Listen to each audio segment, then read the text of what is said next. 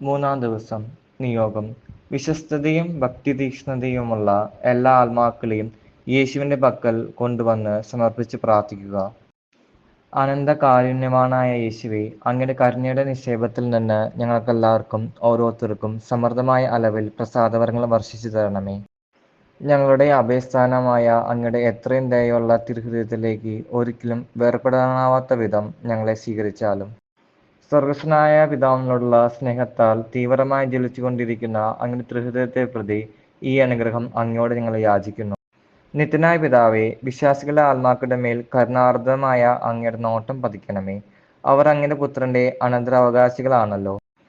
അങ്ങേ പുത്രന്റെ കഠിന പീഡകളെ പ്രതി അങ്ങയുടെ അനുഗ്രഹങ്ങൾ അവരിൽ ചൊരിയണമേ. അങ്ങയുടെ നിരന്തരമായ സംരക്ഷണം അവരോട് കൂടെ ഉണ്ടായിരിക്കണമേ. അങ്ങനെ അവർ അങ്ങയോടുള്ള സ്നേഹത്തിൽ പരാജയപ്പെടാതിരിക്കട്ടെ. അങ്ങയിലുള്ള പരിശുദ്ധമായ വിശ്വാസത്താൽ അവർ ഉറച്ചു നിൽക്കട്ടെ. സ്വർഗത്തിലുള്ള എല്ലാ മാലാഖമാരോടും വിശുദ്ധന്മാരോടൊപ്പം അങ്ങയുടെ അളവില്ലാത്ത കരുണയെ മഹത്വപ്പെടുത്തുന്നതിന് അവർക്കിടയാകട്ടെ, ഇപ്പോഴും എന്നേക്കും. ആമേൻ.